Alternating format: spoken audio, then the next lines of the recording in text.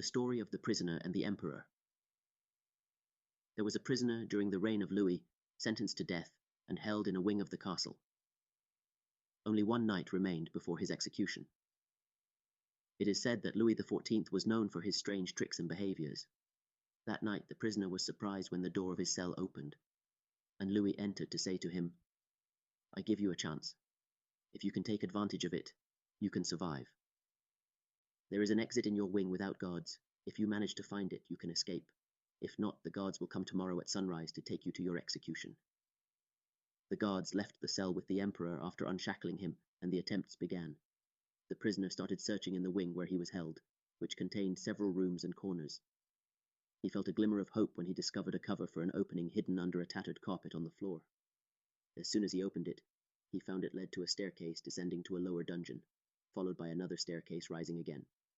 He kept climbing until he began to feel a draft of outside air, filling him with hope until he eventually found himself at the top of the castle tower, barely able to see the ground.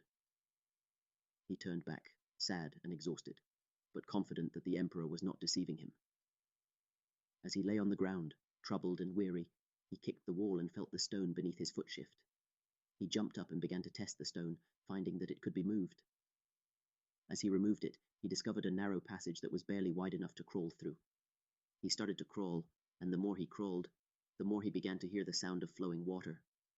He felt hope knowing that the castle overlooked a river, but in the end he found a window barred with iron, allowing him to see the river outside. He returned to test every stone and corner in the prison, hoping there might be another stone key. But all his attempts were in vain, and the night was passing. He kept trying and searching, discovering new hopes each time. Sometimes he ended up at a barred window, and other times in a long, winding passage that led nowhere, ultimately returning to the same cell. Thus, he spent the entire night breathless in attempts, with glimmers of hope appearing from here and there, all hinting at hope at first, but ultimately leading to failure.